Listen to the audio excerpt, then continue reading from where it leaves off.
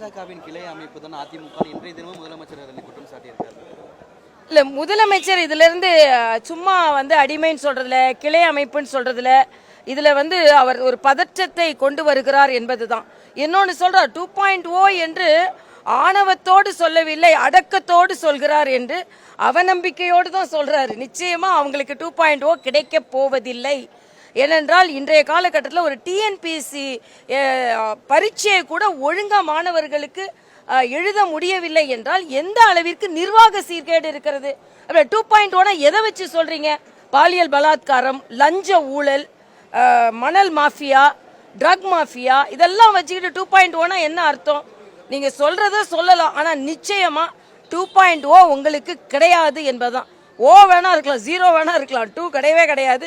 நிச்சயமா திருப்பி ஆட்சிக்கு வரப்போவது இல்லை என்பதை நாங்கள் தெளிவாக சொல்கிறோம். 5000 ரூபாய் கொடுத்த விஷயத்துக்காக சிட்டி முழுக்க எங்களை யார் தடுத்தாலும் என் மக்களுக்கு நான் செய்வேன்ற மாதிரி இல்ல, இதுதான் நான் தடுக்கவே இல்லை யாரும்.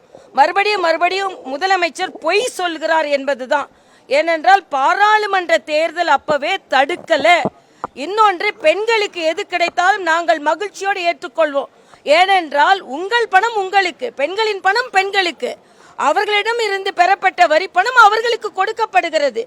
ஆனா இதுல யாரும் கொடுக்கல, யாரும் தடுக்கல. தடுக்கிறாங்க அப்படின்னு சொன்னா நீங்க கொடுங்கன்னு தான் நாங்க சொல்றோம். உண்மையிலேயே பெண்களுக்கு கொடுப்பதை யாரும் தடுக்கல. ஆனா பாரதிய ஜனதா கட்சி என்ன சொல்கிறது என்றால், நாங்கள் தேசிய ஜனநாயக கூட்டணியில 10,000 கொடுத்து அவங்களை தொழில் முனைவர் ஆக்குறோம், ₹1,00,000 கொடுத்து தொழில் முனைவர் ஆக்குறோம், அவங்கள சுயசார்பு பெண்களாக மாற்றுகிறோம். உங்களை மாதிரி இல்லைன்னு தான் நாங்கள் சொல்றோம். அதனால தேசிய ஜனநாயக கூட்டணி வந்த பின்பு ஏற்கனவே அண்ணன் எடப்பாடியார் அவர்கள் 2000 அறிவித்திருக்கிறார்கள். அதற்கு மேல நாங்கள் இப்ப தேர்தல் அறிக்கை தயாரித்துக் கொண்டிருக்கிறோம். பெண்கள் எல்லோரும் லட்சாதிபதி ஆக்குவதற்கு அனைத்து முயற்சிகளையும் நாங்கள் செய்வோம். பெண்களை லட்சாதிபதி ஆக்குவது எங்களது லட்சியம். அதுதான் இப்பொழுது நிச்சயம். பிளே ஸ்டோர் மற்றும் ஆப் ஸ்டோரில் இருந்து பாலிமர் செயலியை QR கோடு மூலம் பதிவிறக்கம் செய்யுங்கள்.